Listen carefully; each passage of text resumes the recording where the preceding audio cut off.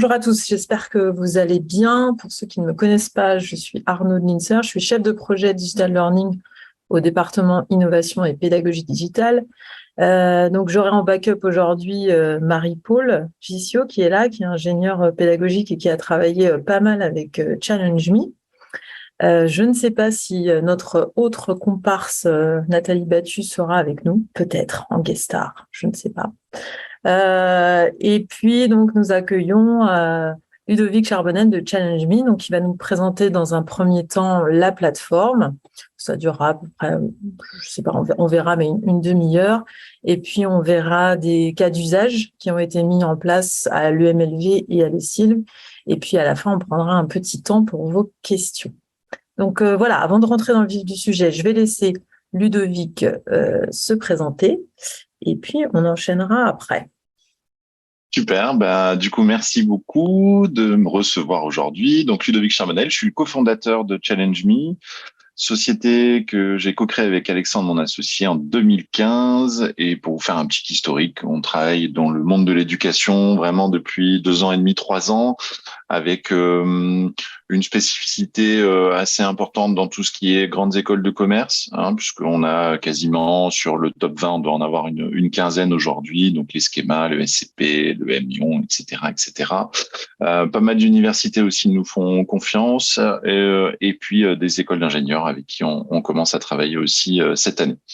Voilà, et je vais essayer de vous présenter super rapidement un petit peu les grands thèmes autour de l'évaluation par les pairs et puis la plateforme et son fonctionnement afin effectivement d'adresser un petit peu les cas d'usage qu'on a eu ensemble l'année dernière. Donc Challenge Me, pour rappel, c'est une plateforme d'évaluation par les pairs. L'objectif, c'est de faire progresser les étudiants par le feedback et l'évaluation par les pairs, apprendre notamment à les faire travailler en équipe, à leur faire apprendre à donner un feedback qualitatif, mais aussi à augmenter l'attention et leur engagement.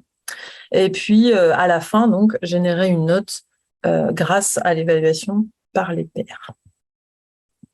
Alors, un invité Outé arrive, je laisse rentrer. Et puis, eh bien, maintenant, donc, que nous sommes presque tous réunis, bonjour Outé, je vais laisser donc la parole à Ludovic qui va vous présenter la plateforme et puis le reste de l'aventure. Super. Est-ce que vous voyez bien mon écran? Ouais. Nickel. Juste avant de vous présenter la solution, je voudrais vous faire une petite définition de l'évaluation par les pairs, parce que selon les enseignants, selon les écoles avec qui on travaille, on va vraiment avoir deux définitions. Ce qu'on appelle, nous, l'évaluation par les pairs croisés, c'est-à-dire qu'on va demander à l'étudiant de produire quelque chose en individuel ou en groupe, et c'est cette production qui va être évaluée par d'autres étudiants, là aussi en individuel ou en groupe. Donc ça, c'est une modalité.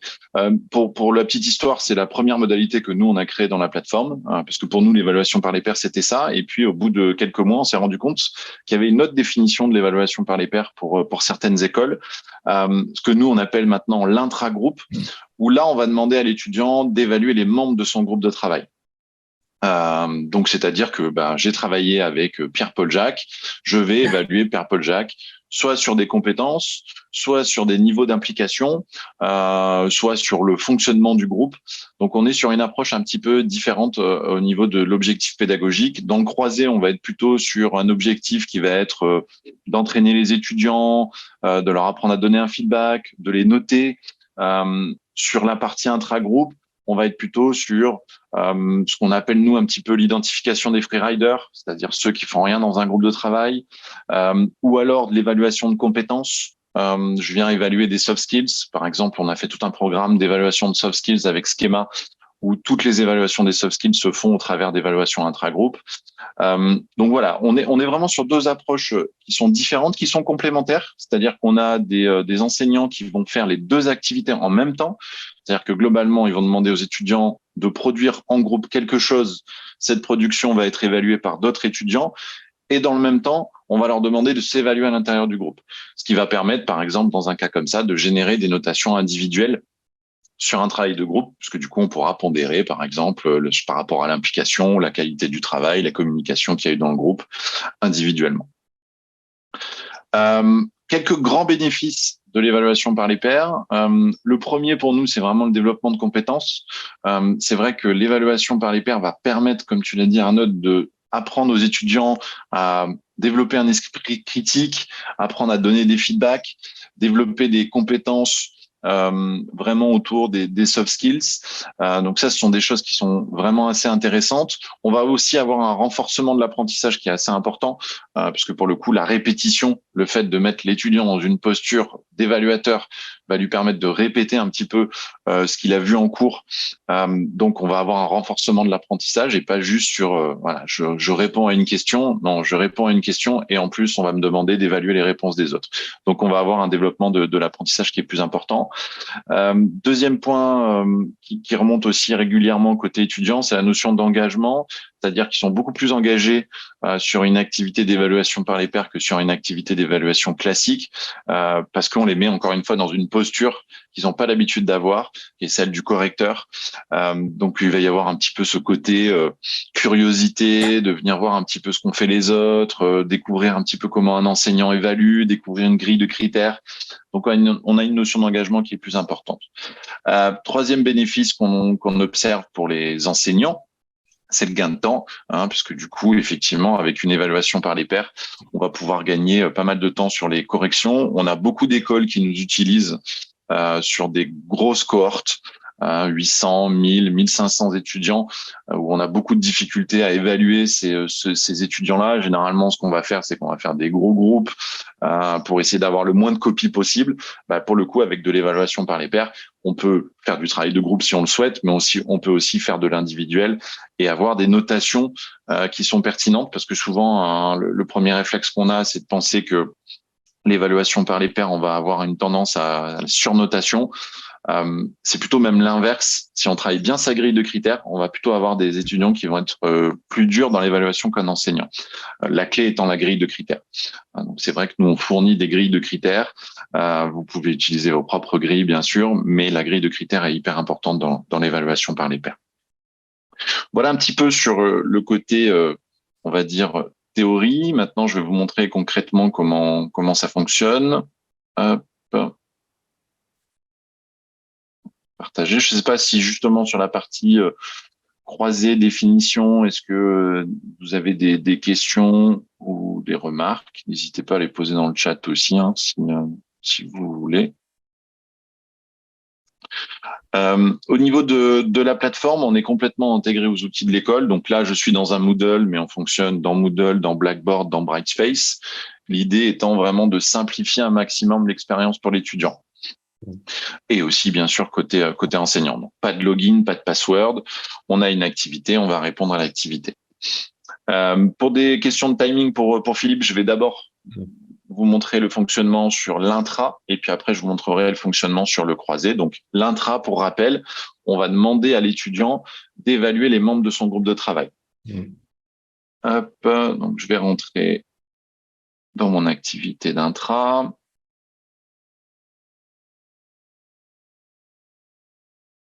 Donc, dans cette activité, j'ai travaillé dans la plateforme ou pas, peu importe, avec des membres de mon groupe. Donc ici, j'ai travaillé avec Ted, Marine, Nicolas et Lise. On a travaillé ensemble et ensuite, on va me demander d'évaluer chaque personne de mon groupe de travail. Donc sur la gauche, je vais retrouver les consignes, quel type de critères je vais évaluer, comment je vais les évaluer. Et sur la droite, les membres de mon groupe. Donc ici, par exemple, je vais cliquer sur Ted et je vais l'évaluer sur différents critères. Est-ce qu'il a réalisé les tâches dans le délai imparti? Est-ce qu'il a pris des initiatives? Comment s'est réparti le travail? Est-ce qu'il a aidé les autres? Donc ça, ce sont des critères assez basiques dans la démonstration.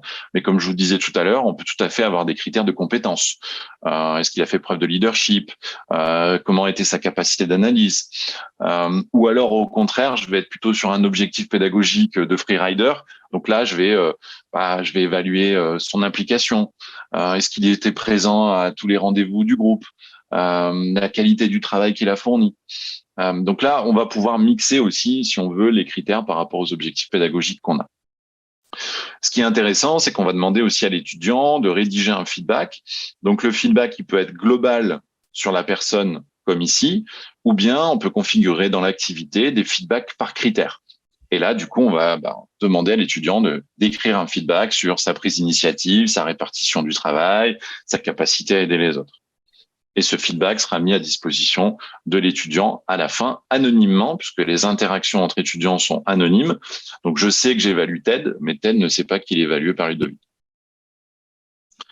Dans cette démarche, on va aussi demander à l'étudiant de se faire une auto-évaluation. Pourquoi? Parce que ça lui permet d'avoir une réflexion un petit peu sur ce qu'il a pensé de son implication ou des compétences qu'il a développées dans le groupe et par rapport à ce que les autres ont pensé de lui. Donc, vous le verrez juste après, mais dans l'interface de résultats, on va lui mettre à disposition son auto-évaluation sur chaque critère et aussi les évaluations des membres de son groupe sur ces mêmes critères, ce qui lui permet d'avoir vraiment cet aspect un peu réflexif. Et du coup, on va faire ça pour tous les membres de son groupe de travail. Donc ça, c'est la modalité intra-groupe. Je ne sais pas s'il y en a qui ont des questions. Alors, je ne vais pas regarder si j'avais le chat. Non, je ne vois pas le chat là. Je vais en poser une. Oui, super. Comment, on a fait une expérience sur un petit groupe parce que c'était une trentaine d'étudiants. Là, on va passer à un groupe plus important parce qu'ils vont être 440. Donc, il y aura entre 80 et 90 groupes. On va industrialiser les choses pour vraiment tester cette approche. On était plutôt dans une approche du type freerider, degré d'implication, de participation, etc.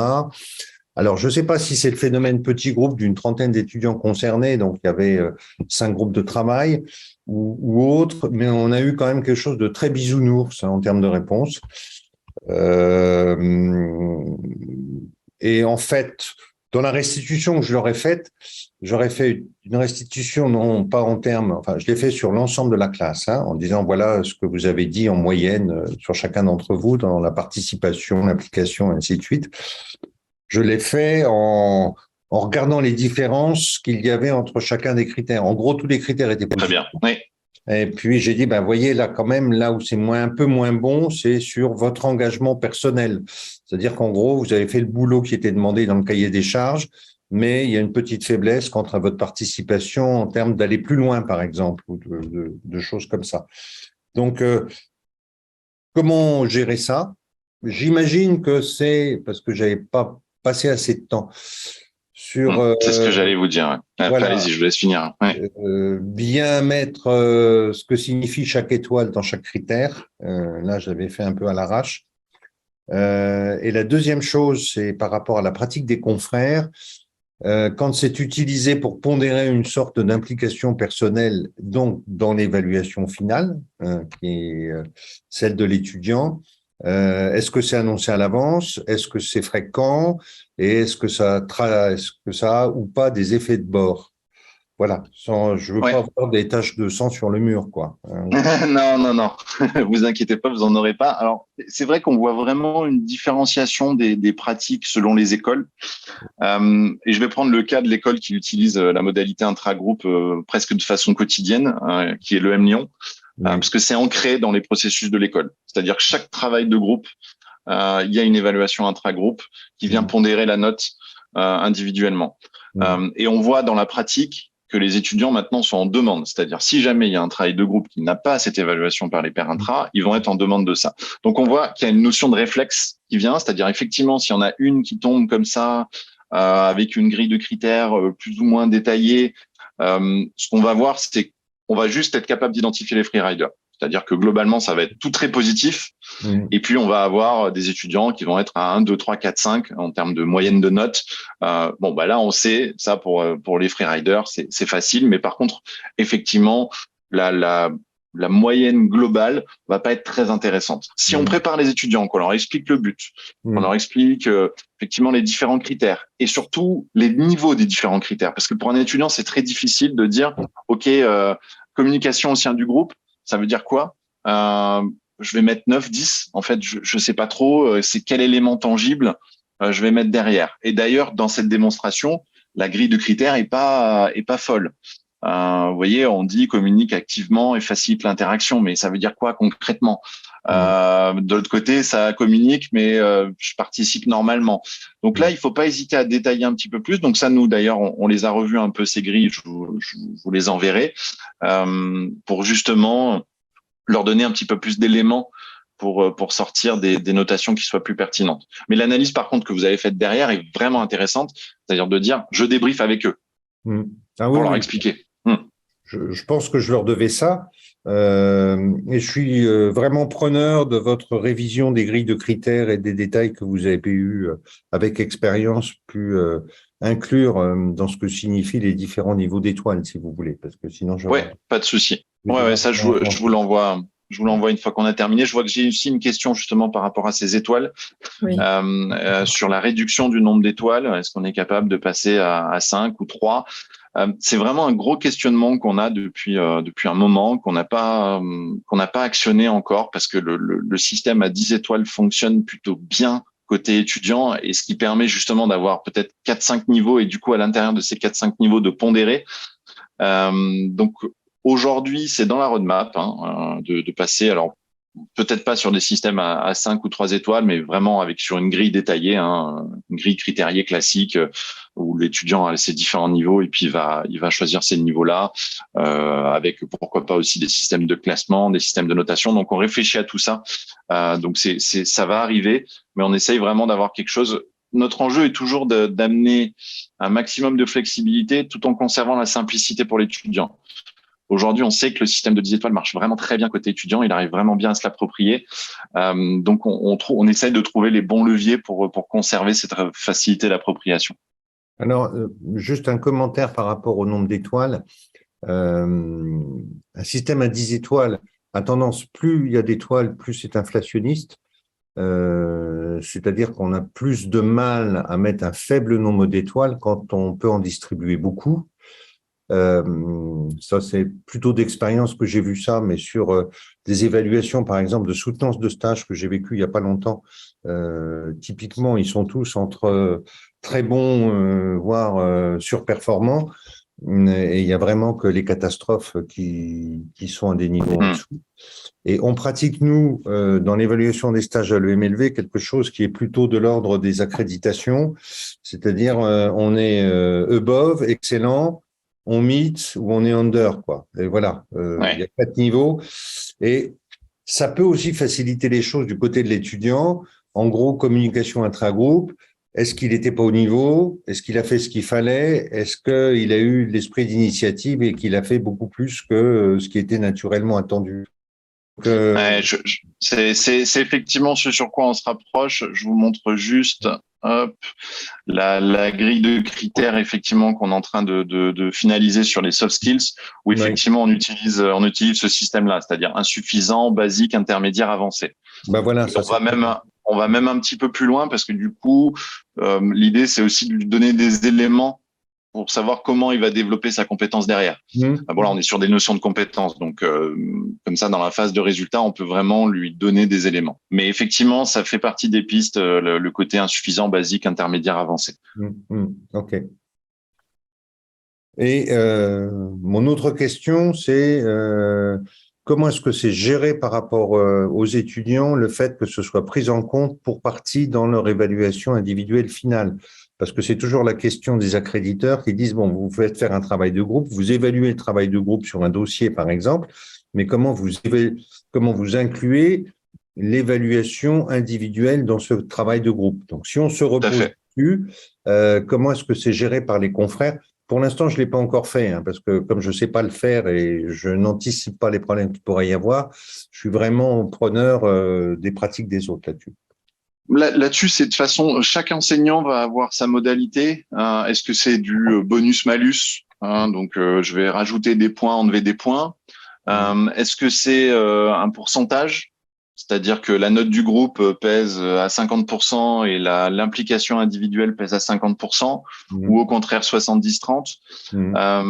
Généralement, d'ailleurs, c'est plutôt ces ratios-là qu'on va retrouver. Et encore, ça baisse chaque année. On voit que, en fait, au départ, il y a une crainte des enseignants de se dire, je vais pas trop pondérer parce que je sais pas trop comment ça va être pris en compte. Et puis finalement, voilà, si je reprends le cas de l'EM où c'est très régulier, bah pour le coup, maintenant, la pondération, elle peut être à plus de 50%, il n'y a pas de souci. Donc ça, voilà, on n'a pas vu aujourd'hui une grosse différence dans l'implication des étudiants selon le système de points qu'il va y avoir de points, de bonus-malus ou d'implication sur le pourcentage de la note. Ok, d'accord. Bah, écoutez, merci. Je ne vais pas prendre plus de temps. Il n'y a pas de souci. Je crois qu'il y a une question de Mouna aussi. Oui, allez-y. Ludovic, oui. Alors, c'est pas vraiment une question, c'était plus un partage d'expérience parce que c'est vrai que j'utilisais des peer evaluations et intra-groupe, comme vous les définissez, intra-groupe, quand j'étais à l'ESSEC. Et ce que je faisais, moi et quelques autres professeurs, c'est qu'on utilisait ça comme bonus-malus sur la note finale. Et à partir du moment où c'était très bien expliqué aux étudiants qu'ils savaient à quoi s'attendre et qu'on disait que le bonus ou le malus n'allait jamais excéder plus ou moins 2 points, par exemple, c'était clair, c'était répété à plusieurs reprises et tout. Sur les plusieurs classes que j'ai enseignées, honnêtement, je n'ai jamais eu de problème là-dessus. D'accord. C'était comme ça que je l'utilisais en tout cas moi-même. Ouais, non, mais c'est bien perçu généralement côté étudiant. Je vais même aller plus loin si je reprends le cas de l'EM. Eux, ils vont même par exemple aller jusqu'au 0. C'est-à-dire si un étudiant n'a pas participé, etc., ça sera 0. Basé sur l'évaluation intra. Donc eux vont très très loin, mais c'est plutôt bien perçu en termes d'approche côté étudiant quand c'est expliqué. Mais moi, j'aime bien le système de bonus-malus. Je trouve que ça fonctionne plutôt bien. Ouais. Ok. Super. Philippe, du coup, n'hésitez pas si vous voulez y aller. Comme je sais que c'est le sujet qui vous intéressait, je vais. Le dernier point peut-être, quand on parle de bonus-malus, et ça regarde plutôt l'équipe en interne ici au Digital Learning Center, c'est comment on le récupère et on le réintègre à une note d'évaluation de groupe sur un dossier. Bon, question ouverte. Donc, alors, je peux peut-être Marie-Paul et Nathalie, je vous laisse y réfléchir. C'est noté. Mais sachez que nous, on a des extractions. Donc, généralement, ce qu'on fait, c'est qu'effectivement, on est capable de vous fournir la donnée. Si vous nous dites, par exemple, c'est du bonus-malus, nous, on va vous faire une extraction avec tous les noms des étudiants et puis le bonus et le malus de chaque étudiant, par exemple, que après vous pouvez réintégrer. D'accord. Et comme vous êtes en SSO, donc il y a le student PK. Alors, on est en ce qu'on appelle un LTI, c'est effectivement un SSO un peu déguisé, mais effectivement, on va être capable de synchroniser dans le gradebook aussi. Enfin, je crois pas que ça s'appelle le gradebook sur Blackboard, mais. Ok, d'accord. Merci beaucoup. De rien. Bonne journée. Merci. Donc. Je te laisse continuer, pardon. Oui, pas de souci. Donc là, on a évoqué la partie intra-groupe. La deuxième modalité, qui est notre modalité un petit peu historique, c'est ce qu'on appelle, nous, l'évaluation croisée. Donc, dans l'évaluation croisée, on va avoir un processus en différentes étapes. Et la première étape, c'est l'étape de dépôt. C'est-à-dire que là, par contre, on va demander aux étudiants de produire quelque chose. Donc, ça peut être un document, ça peut être un texte, ça peut être des formules mathématiques, ça peut être un fichier Excel, peu importe. Donc, sur la gauche, les consignes, qu'est-ce qu'on attend de l'étudiant, et sur la droite, le champ de texte ou le champ de dépôt. Donc, typiquement, ici, je vais pouvoir poster du PDF, du vidéo, de l'Excel, ou peu importe. Sur la partie vidéo, quelque chose d'intéressant, on a mis un système de compression directement intégré. C'est-à-dire que les étudiants peuvent poster des vidéos jusqu'à 3 gigas que nous, on va recompresser derrière. Parce qu'on sait que les étudiants peuvent avoir du mal des fois à compresser leurs vidéos. Donc ça, on va le faire pour eux. Et la particularité, c'est qu'ici, on peut demander aux étudiants de travailler individuellement ou en groupe.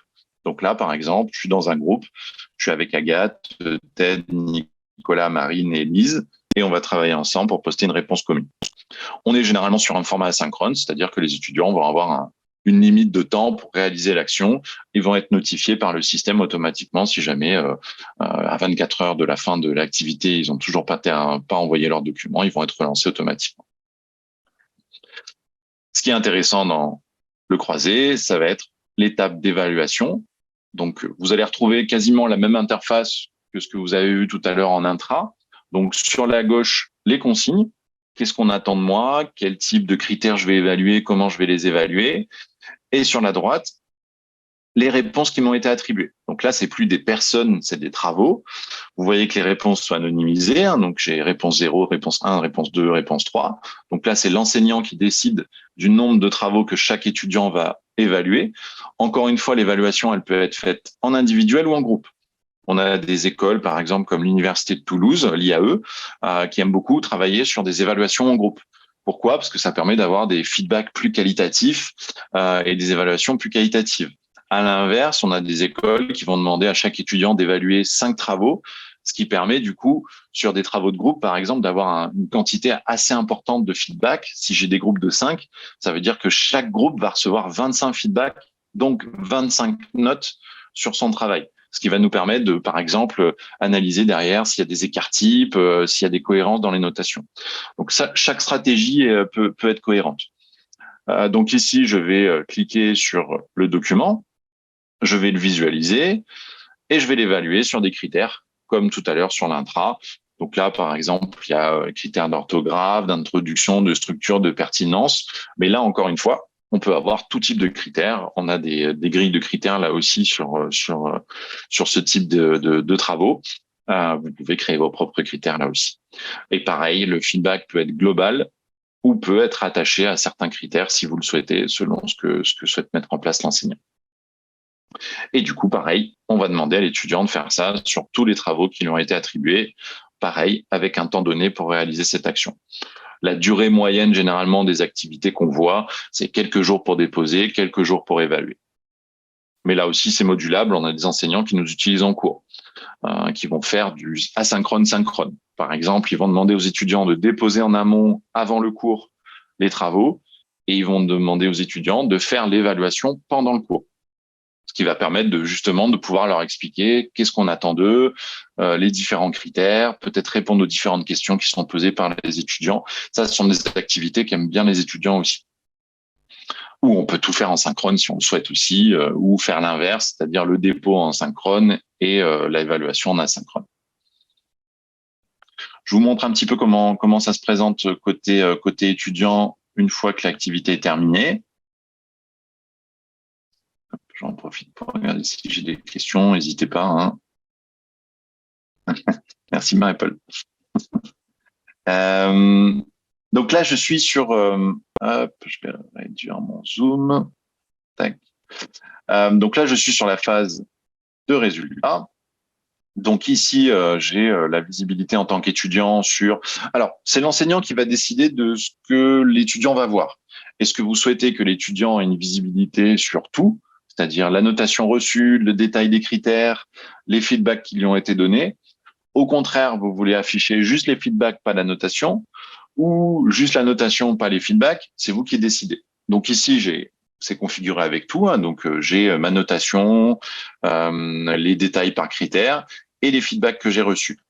Petite particularité, vous pouvez aussi activer ce que nous on appelle le back feedback, c'est-à-dire l'évaluation du feedback reçu. Vous pouvez demander aux étudiants d'évaluer le feedback qui lui a été donné. Est-ce que ce feedback-là lui a été utile ou pas?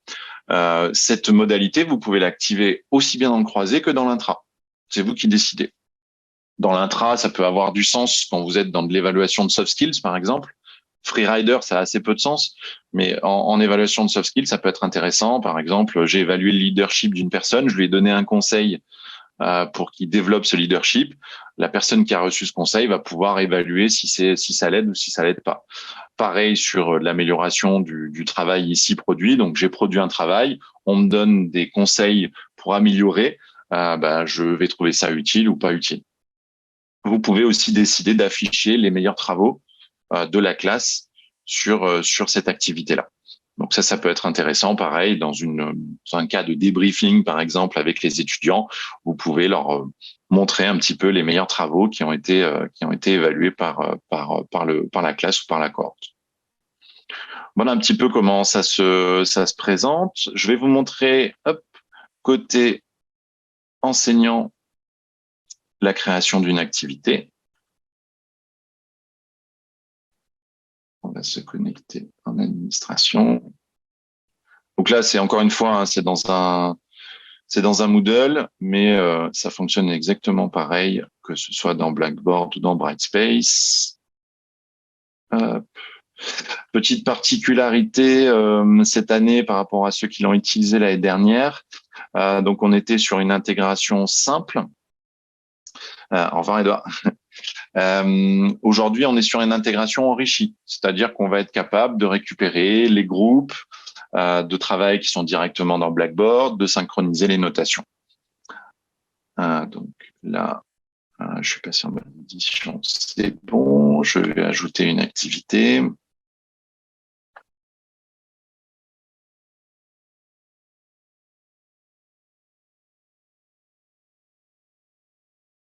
Donc ça, c'est aussi une petite nouveauté qu'on a mis en place cette année. Essayer encore une fois, de simplifier un maximum la création d'activités pour l'enseignant. Donc au départ, l'année dernière, vous partiez de zéro, hein, donc vous choisissiez le croisé, l'intragroupe, et on vous posait toute une batterie de questions pour configurer votre activité. Aujourd'hui, vous pouvez partir d'une activité préconçue. Par exemple, je vais identifier les freeriders. Et là, je vais avoir mon activité qui est pré-remplie. C'est-à-dire, je vais avoir mes consignes qui sont établies, je vais avoir mes feedbacks, enfin mes critères qui sont préétablis aussi, et tous les différents paramètres. Donc, ça vous prend vraiment seulement quelques minutes pour lancer l'activité. Ici, vous avez accès à tous les critères, vous pouvez les modifier. Tout ce qui est préétabli, vous pouvez complètement le modifier. Hein. Donc, l'idée, c'est vraiment de vous simplifier le travail. Pour que ce soit le plus rapide possible. Et dans tous les cas, vous pouvez repartir aussi de zéro complètement en recréant une activité complète. Donc, tout ce qu'on va vous demander, c'est les consignes, les dates d'évaluation, s'il y a des critères spécifiques, mais encore une fois, vous avez ici directement tous les critères qui sont disponibles, ou vous pouvez créer vos propres critères. Sachant que les critères que vous allez créer sont enregistrés pour vous. Donc ça aussi, c'est intéressant. Hein, quand vous allez créer une activité, et par exemple, vous avez une grille de critères, vous pouvez tout à fait la réutiliser pour les autres activités. Ça aussi, c'est nouveau par rapport à l'année dernière. Voilà un petit peu comment ça se passe pour la création et pour le suivi. Là aussi, il y a eu des nouveautés. On va revenir dans le cours.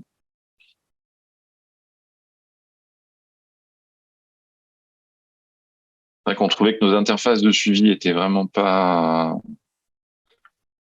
très fonctionnelles, hein, pour être transparent. C'était pas le truc le plus simple à utiliser, donc on a complètement revu ça cet été.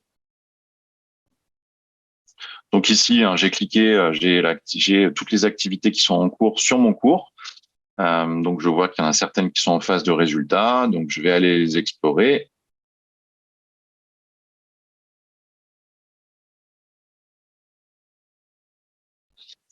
Et donc là, je vais avoir accès à différentes choses. Le premier, c'est une visibilité un petit peu sur qu'est-ce qui s'est passé sur mon activité. La répartition des notes, les meilleurs scores qui ont été évalués. Je peux bien sûr trier sur les moins bons. Je peux aller voir s'il y a des écarts types qui sont élevés sur cette activité. Bon là, comme c'est une activité de démo, il y a très peu d'écarts types, donc il y a très peu de données. Je vais pouvoir aussi analyser critère par critère ce qui s'est passé sur ma classe. Donc, je vais pouvoir, par exemple, aller explorer un critère, voir la répartition des notes sur ce critère, les classements sur ce critère-là, quels sont les étudiants qui ont été le mieux évalués sur ce critère. Et ici, en plus, je vais avoir le détail d'étudiant par étudiant. Donc, par exemple, je vais aller voir ce qui s'est passé sur Marine. Donc, je vois que son positionnement par rapport au groupe est pas fou. Ici, je peux aller voir les évaluations qu'elle a reçues et aussi les évaluations qu'elle a données. Et son auto-évaluation, bien sûr, parce que là, je suis dans le cadre d'une évaluation intra-groupe. Donc voilà, là, ça vous permet vraiment de faire des choses. Vous pouvez filtrer ici sur pas mal de choses. Qu'est-ce qui a été fait en groupe, envoyé, pas envoyé. Vous pouvez tout exporter directement pour pouvoir le retraiter si vous le voulez en Excel. Vous pouvez ici détailler les différents critères et trier par critères. Enfin, voilà, il y a pas mal de choses qui ont été ajoutées. Donc ça va itérer vraiment au fil de l'eau. Donc, n'hésitez pas à nous faire des feedbacks sur ces interfaces si vous avez des besoins particuliers. On l'a encore mise pour nous ce qu'on appelle en bêta. Donc, il y a l'ancienne interface, la nouvelle interface qui sont disponibles. Donc, pour ceux qui étaient à l'aise avec l'ancienne, vous pouvez tout à fait continuer à l'utiliser. Et effectivement, je confirme, Nathalie, plus besoin de nous faire des demandes pour faire des extractions. Vous pouvez maintenant être complètement autonome là-dessus. Donc là, ce qu'on va ajouter, ça va être ce type de fonctionnalité-là sur plusieurs activités, par exemple. Pour ceux qui veulent évaluer des soft skills sur 3 mois ou 6 mois, pouvoir faire des analyses un petit peu sur plusieurs activités. Et ce type d'interface-là va sûrement aussi être mise à disposition de l'étudiant, c'est-à-dire vraiment en partie exploratoire, pour qu'il puisse aller justement explorer un petit peu ce qui s'est passé sur son activité, sur les critères, sur comment il a été évalué par rapport à ça. Super, merci pour les feedbacks. Je vous montre peut-être sur une activité croisée, même si c'est le même système. Hop. Tac. On trouvait vraiment que c'était un gros manque pour les enseignants, pour vraiment regarder ce qui s'est passé sur l'activité, essayer d'identifier rapidement. Je vous avoue qu'on a passé des mois et des mois sur ces interfaces pour essayer de les faire simples toujours, mais qu'on puisse trouver rapidement l'information. Ça, c'est de l'intra. Ça, c'est ce maintenant. C'est pas de l'intra. Tac. Voilà, donc là, je suis sur une évaluation croisée. Bon, encore une fois, il y a peu de données dedans parce que c'est de la démonstration, mais on l'a expérimenté sur des challenges avec plus de 1500 étudiants et ça fonctionne vraiment très très bien parce que voilà, on est capable d'aller explorer ce qu'on veut. Si on a envie de regarder vraiment de façon macro, on peut, mais si on a envie d'aller voir dans le détail un petit peu ce qui s'est passé, la réponse qui a été envoyée par cet étudiant, les feedbacks qu'il a reçus, son positionnement encore une fois par rapport à la classe, etc., etc. Voilà. Donc on a plutôt vraiment des feedbacks, des super retours là-dessus parce que je pense que c'était vraiment quelque chose qui nous manquait pour aller analyser un petit peu les données des activités. Voilà, je pense que j'ai été un peu long, donc je ne sais pas s'il y a des questions, des interactions, si vous voulez qu'on échange là-dessus, n'hésitez vraiment pas. Enfin, pas spécialement sur l'interface de résultats, mais de façon globale sur les activités, les types d'activités possibles. Si vous avez des questions aussi sur la modalité pédagogique, qu'est-ce qu'il faut faire, pas faire, n'hésitez vraiment pas. Tu n'as pas été long, c'était très bien. C'est hyper intéressant. C'est gentil, merci. Quand il n'y a pas de questions, ça veut dire que tout est clair et tout a été dit. Exactement. Ça c'est étudiant, ça. C'est typiquement l'excuse étudiant. C'est pas vrai. On peut peut-être passer aux cas aux cas d'usage qui ont été menés donc par Nathalie et Marie-Paul à l'EMLV et à l'ESIL. Faire une petite overview. Peut-être, oui. C'est à la limite, peut-être Nathalie ou Marie-Laure, si vous voulez. Ça m'évitera de trop parler et puis d'avoir aussi votre retour d'expérience. C'est toujours intéressant, je pense. Hop. Ouais, je vais partager mon écran, du coup, repartager la présentation. Voilà. Donc, là, on a résumé en quelques mots-clés, mais Nathalie, Marie-Paul, n'hésitez pas à compléter. Hein. Donc, ça, c'est les premiers projets qui ont été menés à l'EMLV et à l'ESILV. Nathalie, est-ce que tu veux présenter ou... Si tu veux, très cher, si tu veux. Mais oui, je veux bien. Donc là, on retrouve le fameux cours de Monsieur Wagner qui est intervenu juste avant, donc avec son marketing fondamental les premières années. Donc un premier test réalisé l'année dernière, effectivement, sur l'évaluation d'un dossier.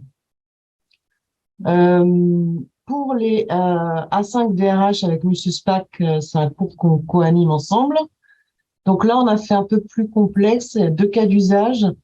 Un cas d'usage où ils évaluaient une vidéo et une présentation on leur demandait de faire une formation vu le titre du cours, vous comprendrez bien. On leur demandait de créer une formation par groupe et donc de faire une présentation via une vidéo et une clap, etc., plein de choses. Et les étudiants devaient à chaud noter via ChallengeMe, via la plateforme, les présentations des étudiants. Et ensuite, on a mis en place l'évaluation intragroupe où ils ont évalué les pairs. Et les résultats étaient plutôt bons. On n'a pas de slide spécialement sur les résultats, mais dans le sens où la plupart disaient quand même que ça leur a permis notamment l'évaluation intragroupe, d'améliorer ou d'avoir un regard voilà plus lointain sur leur propre façon d'interagir avec les autres. Donc ça, c'était intéressant. Après, il y en a toujours un ou deux qui sont pas contents du retour des autres étudiants et qui se plaignent et qui disent que voilà, c'est pas bien comme outil. Voilà, bon, il y en a toujours, ça faut s'y attendre, je veux dire, hein, pour faire l'autre côté parce que c'est pas, on vit pas dans le monde merveilleux. Donc, il faut savoir. Le constat que j'ai fait également, c'est qu'il faut bien préparer quand même les étudiants. Même si tu disais, Ludovic, effectivement, ils sont plutôt contents en général de l'expérience, qu'ils adhèrent assez facilement. Mais quand même, il faut, et on l'a vu aussi avec Philippe pour les A1, surtout les premières années qui, eux, ont peut-être un peu moins l'habitude encore de faire ce genre d'exercice, de bien les préparer. Il faut prendre son temps pour leur expliquer l'objectif, parce qu'au début, ils comprennent pas pourquoi on leur fait faire ça, honnêtement. Donc, il faut bien prendre le temps, dans une séance même, je dirais, hein, carrément, de prendre une bonne demi-heure pour leur expliquer les objectifs, pour que tout soit bien clair. Voilà.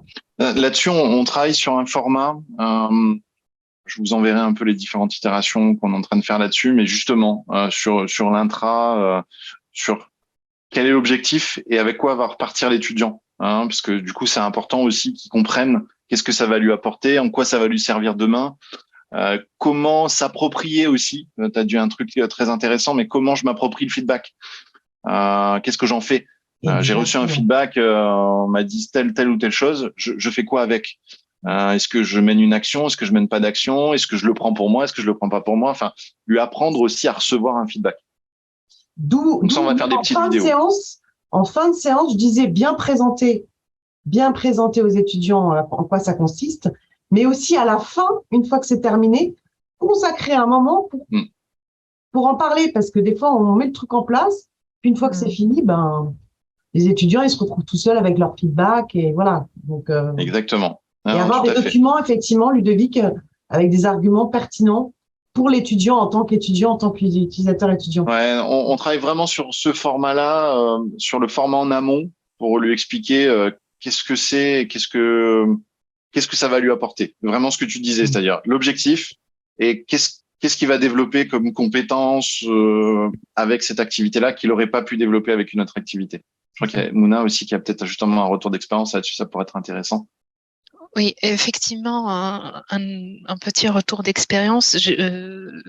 Selon ce que j'ai remarqué dans les groupes que j'ai animés avec des évaluations de pairs, c'est qu'il y avait un autre aspect à part ce que l'activité apporte dans l'immédiat à l'étudiant, un aspect plus sur le process, de les intéresser à travers le fait de dire au fait qu'il y a de plus en plus d'entreprises qui évaluent leurs employés aujourd'hui avec des 360, et donc c'est important de commencer vraiment à entreprendre ce genre d'activité, de voir comment est-ce qu'on évalue des pairs, comment est-ce qu'on reçoit des feedbacks de la part de pairs, et donc ne pas rester uniquement sur ce que ça apporte dans l'immédiat, mais aussi d'un point de vue préparation pour le futur à un monde professionnel qu'ils vont bientôt intégrer. J'ai même envie de dire c'est le plus important, parce que le court terme, à la limite, il peut faire sens sur du freerider. Si on est vraiment sur ce point de je vais noter individuellement un travail de groupe, donc là effectivement le court terme peut faire sens. Mais si on est sur des activités plus classiques pour développer des compétences ou développer le travail en équipe ou donner des feedbacks sur de l'itération en croisée, le point important effectivement pour moi, vous avez complètement raison, là c'est qu'est-ce que ça va leur apporter plus tard et en quoi ces compétences-là dans le monde de l'entreprise, apprendre à donner un feedback, en quoi c'est important. Les évaluations 360, voilà, ce sont des modalités qui vont utiliser très régulièrement après dans le monde de l'entreprise. Il y a une petite question technique de Outé. Comment, dans l'évaluation synchrone, les évaluateurs peuvent rester anonymes? En fait, du coup, si on est sur une évaluation synchrone, c'est-à-dire que les dépôts de documents ont été faits en amont et que du coup, on demande aux étudiants, si je parle sur la partie croisée, hein, donc on a fait les dépôts des documents en asynchrone et on fait les évaluations en synchrone. En fait, le fait que ce soit en synchrone, ça change rien, puisque du coup, les étudiants, les interactions qu'ils vont avoir dans la plateforme sont anonymes. C'est-à-dire que je ne verrai pas le document qui a été posté, je ne sais pas par qui il a été posté, donc je viens l'évaluer sans savoir que c'est peut-être la personne qui est à ma droite ou à ma gauche qui a posté le document. D'accord. J'ai une petite question pour Nathalie. Vous avez mis en place le back feedback à l'EMLV? Le quoi, excuse-moi? Le back feedback, le fait d'avoir justement, de pouvoir faire un feedback sur son feedback, sur le feedback qu'on a reçu. L'évaluation du feedback, je me souviens plus si on l'avait activé. Je vais checker rapidement, mais non, ça te dit rien, visiblement. Je crois pas. Ouais. Ok, c'est ok. Je repartage avec vous mon écran et puis on va voir ce qui a été fait à l'ESILV. Marie-Paul, si tu veux intervenir, je te laisse la parole volontiers. Alors, merci. On a lancé avec Marino et Mitaï, c'est surtout elle qui l'a lancé, un gros challenge, en fait, en tout cas pour nous, sur un volume au sens du volume, 460 étudiants, des A2. C'était très sécurisé de sa part, on va dire. Sa démarche a été assez originale, de demande de prendre un échantillon qu'elle a estimé représentatif des copies, à faire évaluer par les étudiants et qu'elle a évalué elle-même également. Et ainsi, son idée, c'était d'amener les étudiants d'abord à se mettre en position d'évaluateur, à comprendre ce qu'est une grille de critères, et puis à bien comprendre les disparités finalement de réponses, de différentes réponses. Suite à cela, on a fait peut-être même déjà à l'étape de l'évaluation, Dovic, si tu veux ajouter des commentaires sur cette approche. Et puis, suite à cela, on a fait un questionnaire de satisfaction et peut-être ça, je pourrais commenter un peu plus. Oui, c'est vrai que c'était une approche particulière pour nous. On n'avait jamais eu ce cas d'usage-là, c'est-à-dire le fait de demander à une cohorte de poster un travail et d'identifier une partie de la cohorte qui va être évaluée par l'enseignant et par les pairs, et que du coup le 80% ou 90% des travaux seraient pas évalués. C'était assez particulier pour nous. Effectivement, comme tu le dis, je pense que c'était quelque chose de très sécurisé pour elle, et je pense que ça l'a rassurée. Donc peut-être que la prochaine fois, elle le fera sur un plus gros volume, parce que j'ai cru comprendre, parce que quand on s'était vu quand j'étais venu à votre journée pédagogique, j'avais pu échanger avec un étudiant qui avait fait la modalité, et effectivement, ça avait été perçu plutôt pas négativement, mais ça avait été surprenant pour les étudiants de dire, en fait, moi, mon travail, du coup, il n'a pas été évalué du tout, quoi. Oui, voilà, c'est surtout ça le problème pour eux, c'est que c'est comme quand on joue, même si on gagne pas, on veut quand même qu'on est reconnu pour avoir participé. Et donc, ouais. Mais l'approche après était intéressante sur justement l'analyse entre l'évaluation qu'elle a faite et l'évaluation des pairs. Donc pour ça, c'était bien. Mais c'est vrai que le volume faisait que c'était peut-être, il y avait sûrement eu un peu de frustration côté élève. Je vous partage vite fait le quiz. Je pense que ça peut être intéressant si ça vous va. Ouais. Le questionnaire de satisfaction. J'ai vu qu'Arnaud avait posté aussi la vidéo. C'est intéressant du témoignage, je crois. Le témoignage est très chouette. C'est bon? Vous avez l'écran? Oui, vas-y. Donc voilà, tout de suite, on a beaucoup moins de participants, mais quand même.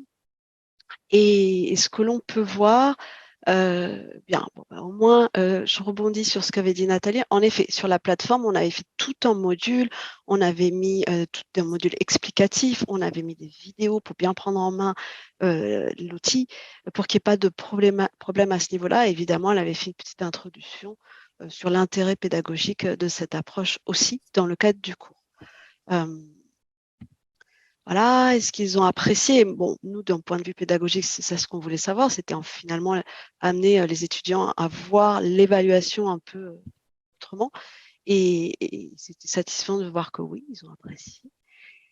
Alors, évidemment, il n'avait pas envie de consulter d'autres travaux parce qu'il y avait quand même Je me rappelle plus combien ils non, avaient. mais bon, c'est toujours la même chose, donc c'est moins drôle. Mais voilà, en évaluant les tâches, est-ce que voilà, l'intérêt, ça aurait été de les amener à faire prendre c'était de les amener à faire prendre du recul sur leur propre production, et ça, C'est assez bien. On voit qu'il y a vraiment une perception positive là-dessus, hein, parce que ça, c'est assez impressionnant de voir qu'ils ont tous perçu qu'il y avait effectivement une. Et en cela, j'ai même envie de dire, ça les a fait grandir un peu, cette prise de recul. Parce que, voilà, on verra plus loin dans les témoignages, j'ai compris, en fait, voilà, que l'enseignant n'était pas fait que de subjectivité et qu'un examen avait ses critères, et je comprends mieux ce qu'on attend de moi. Et donc, voilà, ils ont pris de recul, ils seront normalement meilleurs après.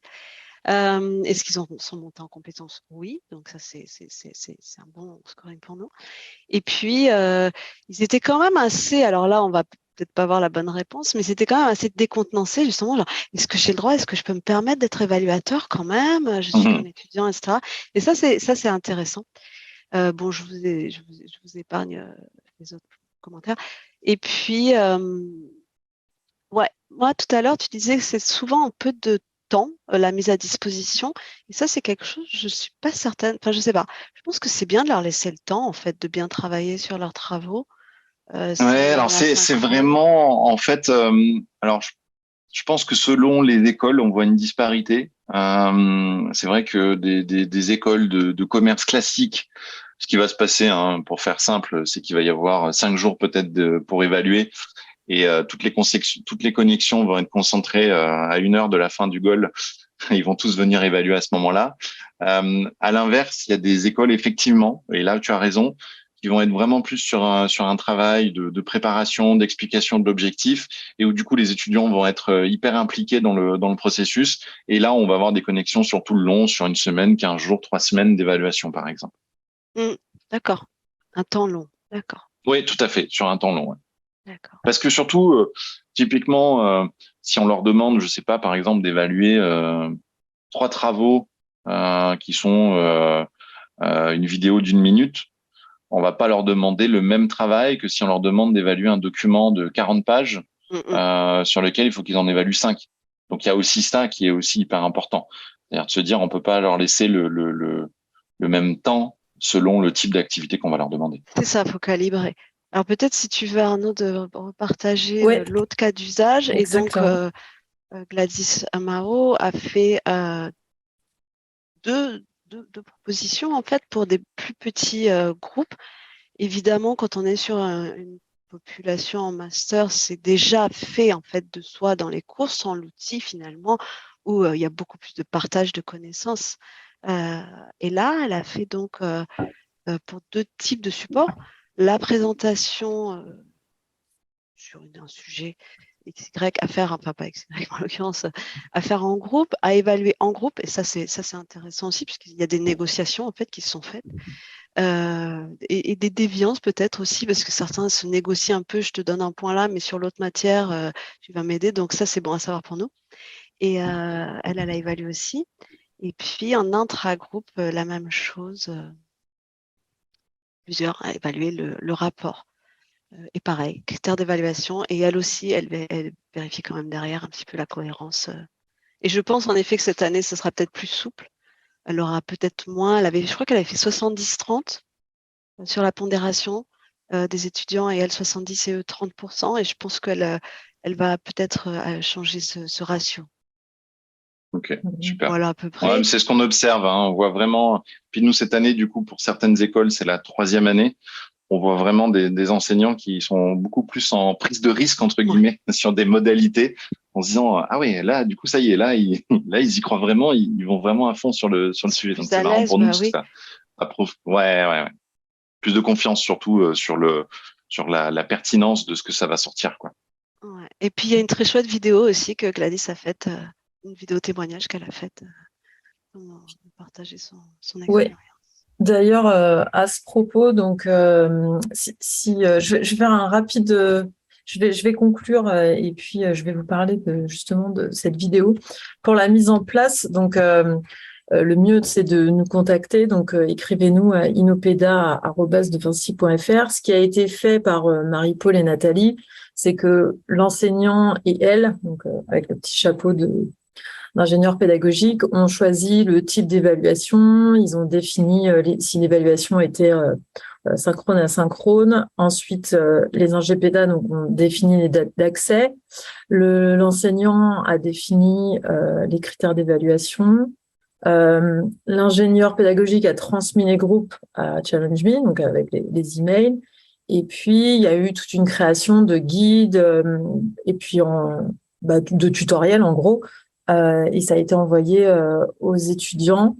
Et après l'évaluation, donc en soi, il y a eu une séance de feedback avec les étudiants qui a été organisée par les enseignants. Et c'est ce que disait Nathalie tout à l'heure, c'est hyper important de faire cette séance à la fin pour clore l'activité. Donc, on va s'arrêter là parce qu'il est 13h27. Mais en tout cas, un grand merci à Ludovic, Nathalie, Marie-Paul. Merci beaucoup, c'était hyper intéressant. Et donc, si ça vous intéresse, n'hésitez pas à nous contacter. Donc, il y a la petite adresse mail qui apparaît sur le diaporama. Et puis aussi, sachez qu'il existe dans DVO une formation, donc c'est tout nouveau, on vient de la mettre en place, sur l'évaluation par les pairs avec Challenging. Donc, n'hésitez pas à aller faire un petit tour. Et puis, au plaisir de vous rencontrer, de vous revoir. Merci beaucoup, Ludovic. Merci à vous, merci pour l'invitation. C'était un plaisir de partager ça avec vous. Ouais, merci beaucoup, merci Nathalie, merci Marie-Paul. Merci Ludovic et bravo pour les évolutions de la plateforme. C'est gentil, merci. Ouais, et merci à vous d'être venus et restés jusqu'à la fin. Merci. À très bientôt. Au revoir. À bientôt, au revoir.